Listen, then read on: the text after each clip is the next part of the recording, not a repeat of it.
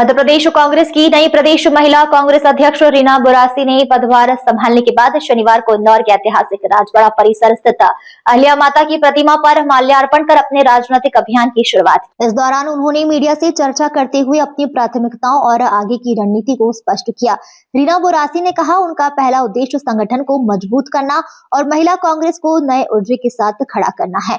उन्होंने बताया कि वे प्रदेश भर की महिलाओं को कांग्रेस में सुरक्षित, सम्मानजनक और अनुकूल वातावरण उपलब्ध कराने के लिए काम करेंगी। उन्होंने आरोप लगाया कि पिछले 22 वर्षों से मध्य प्रदेश में महिलाओं की स्थिति लगातार बिगड़ती रही और राज्य बलात्कार जैसे अपराधों में देश में सबसे ऊपर पहुंच गया है। बुरासी का कहना था कि जब वे प्रदेश की महिलाओं से बात करती हैं तो उन्हें हर स्तर पर परेशानियों का सामना करना पड़ता है। उन्होंने कहा, महिलाओं की इन समस्याओं और शासन की उदासीनता के खिलाफ वे लगातार आंदोलन करती रहेंगी। बुरासी ने यह भी कहा कि कांग्रेस में महिलाओं को अधिक टिकट मिले, इसके लिए वे संगठन स्तर पर निरंतर प्रयास करेंगी। सरकारी एजेंसियों द्वारा कांग्रेस कार्यकर्ताओं को परेशान किए जाने के सवाल पर बुरासी ने कहा, कांग्रेस के मतदाताओं को निशाना बनाकर प्रताड़ित किया जा रहा है, लेकिन इससे कार्यकर्ताओं का हौसला कम नहीं होगा। उन्होंने कांग्रेस को धर्मनिरपेक्ष पार्टी बताते हुए कहा कि यह पार्टी पिछले 70 वर्षों से जनता के बीच रहकर उनकी आवाज उठाती आई है। कांग्रेस की हालिया कम होती सीट पर उन्होंने कहा कि अब नई कांग्रेस उभर रही है और संगठन नए जोश के साथ मैदान में है। उन्होंने विश्वास जताया है, आने वाले चुनाव में कांग्रेस की सीटें तेजी से बढ़ेंगी और पार्टी मजबूत वापसी करेगी। नई जिम्मेदारी संभालने के साथ बुरासी का यह साफ संदेश है कि वे प्रदेश में महिला शक्ति को संगठित कर कांग्रेस को मजबूती देने की दिशा में सक्रिय भूमिका निभाएंगी।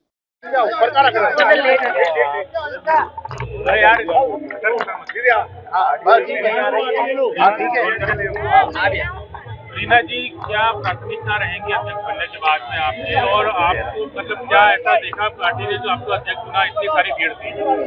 निश्चित रूप से पार्टी अब सभी युवाओं को मौका दे रही है। सबसे पहले उन्होंने मध्य प्रदेश कांग्रेस कमेटी के हमारे जीतू पटवारी जी को मौका दिया और उनकी टीम में ऐसे कई चेहरे, नए चेहरे लगातार आते जा रहे हैं जो युवा है, जोश के साथ काम करेंगे, कांग्रेस के लिए काम करेंगे। आज महिलाओं की हालत हम देख रहे हैं, पिछले 22 साल में बद से बदतर हो गई है मध्य प्रदेश की महिलाओं की हालत। बलात्कार में लगातार मध्य प्रदेश नंबर 1 होता जा रहा है। महिलाओं की वृद्धा पेंशन नहीं आ रही है जो बंद हो गई है। इनकी विधवा पेंशन नहीं आ रही। कई महिलाओं से मैं जब बात करती हूँ, मेरे क्षेत्र में भी जाती हूँ, सागर में जाती हूँ या मैं स्लम एरिया में भी जाती हूँ, तो कई महिलाएं परेशान है क्योंकि उनको जो अभी तक कांग्रेस के समय पे वृद्धा पेंशन और विधवा पेंशन मिलती जो बंद हो चुकी है।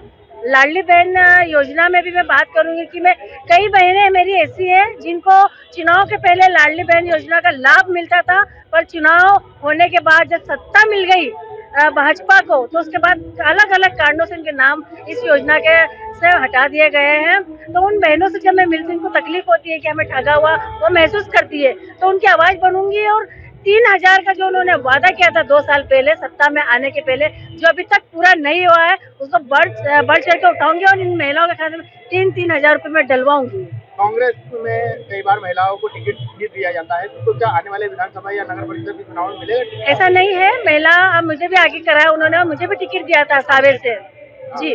तो निश्चित रूप से महिलाओं के बारे में कांग्रेस हमेशा महिलाओं के साथ में रही है, गरीबों के साथ रही, किसानों की पार्टी है कांग्रेस। तो ऐसा हम नहीं कह सकते कि महिलाओं को टिकट नहीं दिया गया।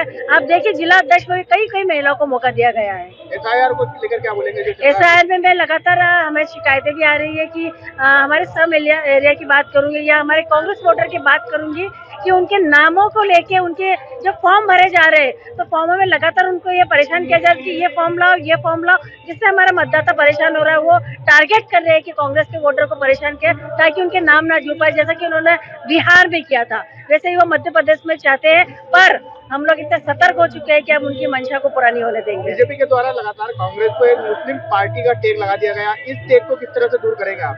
मुस्लिम नहीं, कांग्रेस तो धर्मनिरपेक्ष पार्टी है जिसमें हिंदू भी आते हैं, मुस्लिम भी आते हैं, सिख भी आते हैं, ईसाई भी आते हैं, और हम उस धर्मनिरपेक्ष विचारधारा से पिछले 70 सालों में हमारी पार्टी आगे बढ़ी और अभी भी हम उसी पे काम करेंगे। हमारी ये विचारधारा है कि हम धर्मनिरपेक्षता से ही आगे बढ़ेंगे। कांग्रेस की सीटें कम होती जा रही हैं, बिल्कुल हम लोग नई कांग्रेस निकलती आ रही है। अब देख रहे हैं, बिल्कुल हम लोग जुझारू रूप से काम कर रहे हैं, युवाओं को मौका मिल रहा है और ये हम युवा को जोड़ेंगे। आप देख सकते हैं कितनी तादाद में युवा, महिला सभी लोग मेरे साथ में आए। आपके सम्मान समारोह में नहीं पहुंचे हैं। मेरे सम्मान समारोह में सभी आए हैं। बिल्कुल वहाँ पे भी थे, खजराने गणेश मंदिर में भी कई तादाद में थे। पीछे आ रहे, गाड़ियाँ लगी हुई है पीछे, उनको यहाँ आने में टाइम लगा क्योंकि ट्रैफिक कितना है, इतना ट्रैफिक हो गया, आने में टाइम लगा। वहाँ देखिए आप खजराने गणेश मंदिर में जाते तो सभी लोग थे वहाँ पे, और अब मऊ में भी जाएंगे हम लोग सब बाबा साहब की जन्मस्थली पर। बधाई आपको।